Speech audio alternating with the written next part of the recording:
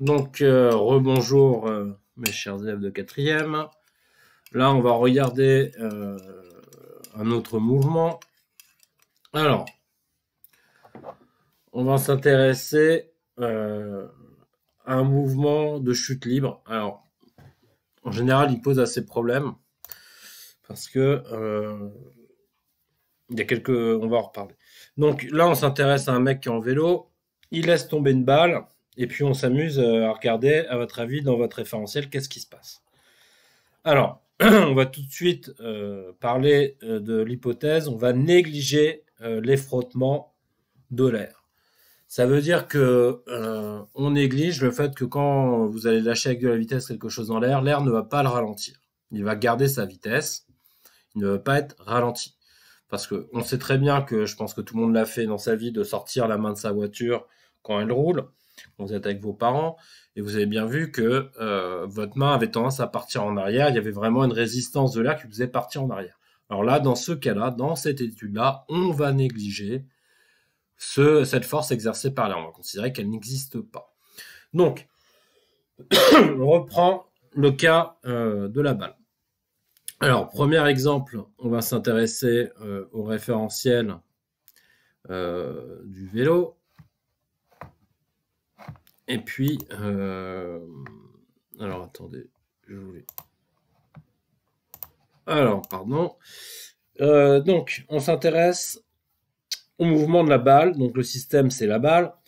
Premier cas, on est toujours en vélo à côté de son copain et on regarde la balle tomber. Donc, vous roulez par exemple à 20 km/h. Je vous demande de réfléchir, quelle va être la trajectoire de la balle pour vous. Si vous la regardez et que vous la suivez avec votre doigt, qu'est-ce que vous allez dessiner? Je vous laisse faire pause, réfléchir.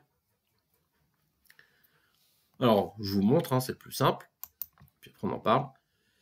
Si je suis à côté de mon copain et qu'il lâche sa balle, ce que je vais voir, c'est que je vais voir la balle tomber à côté de lui, tomber en ligne droite. Je considère bien sûr que le vélo roule à vitesse constante. Hein. Alors, naturellement, vous allez me dire, ouais, c'est faux, la balle, elle va partir en arrière.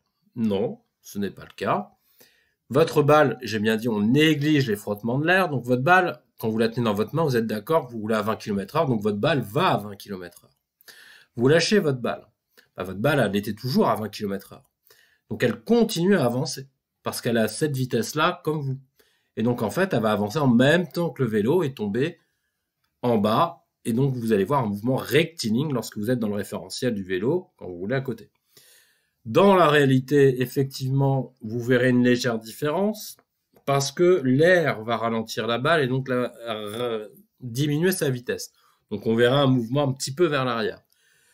Néanmoins, sachez que si vous prenez une boule de pétanque, que vous amusez à le faire avec un copain, une boule de pétanque, c'est lourd, vous le faites en vélo, vous verrez exactement ça. Hein. Vous n'êtes pas... je présume que la plupart d'entre vous ne seront pas d'accord, ne me croiront pas. Vous aurez qu'à faire le test à un moment donné. Pour ceux qui ont la chance d'avoir un grand jardin, vous pouvez peut-être même le faire maintenant. Vous avez qu'à filmer, faire après du image sur image, et vous verrez que vous voyez vraiment ça. Pour avoir une vitesse constante en vélo, je vous conseille que quand vous faites l'expérience, le copain qui lâche la boule de pétanque le fasse en roue libre. D'accord? Comme ça, sa vitesse sera constante le temps de faire cette petite manip. Et vous verrez bien que le mouvement est rectiligne. Parce que comme la balle avait la même vitesse que vous en vélo, elle conserve sa vitesse et donc se déplace à la même vitesse que vous. Et puis elle fait que tomber vers le bas en gardant sa vitesse.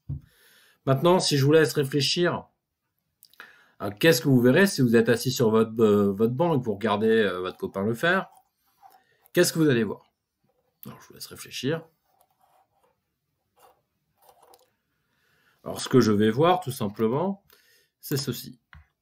Comme je disais tout à l'heure, la balle conserve sa vitesse, donc elle va continuer à avancer tout en tombant. Donc, je vais la voir tomber, certes, donc aller vers le bas, mais en même temps, elle continue à aller vers l'avant, donc je vais observer cette trajectoire.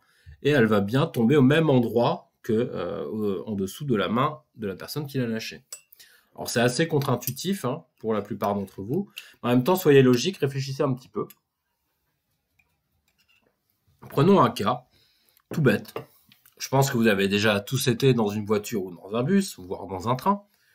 Quand vous faites tomber un objet dans le bus, dans le train ou dans la voiture, il tombe bien à vos pieds. Il ne va pas partir en arrière et vous arriver dans la figure. Donc ça veut dire qu'il conserve sa vitesse et il avance avec vous. Il se met pas à partir en arrière. Donc si vous imaginez qu'il y a quelqu'un qui observe votre voiture et qui vous voit lancer, par exemple, votre stylo en l'air, ou même le laisser tomber par terre, il va bien voir le stylo avancer en même temps que vous et donc avoir une trajectoire curviligne comme celle de la balle ici. Donc, vous avez tendance à avoir du mal avec cette petite manip à cause de ce que vous vous souvenez en voiture, quand vous lancez le truc, vous voyez le truc partir en arrière. Parce que c'est dû au fait qu'il y a des frottements avec l'air qui le ralentit.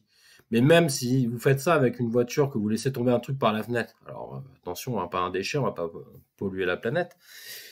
En fin de compte, vous avez l'impression qu'il va en arrière pour vous, mais s'il y avait quelqu'un sur le bas-côté qui vous regarderait, il vous verrait avancer, et puis il verrait l'objet avancer moins vite parce que sa vitesse a ralenti, mais il continuera à avancer. Il tomberait pas pile poil à l'endroit de la route où vous étiez au moment où vous avez lâché l'objet par la fenêtre.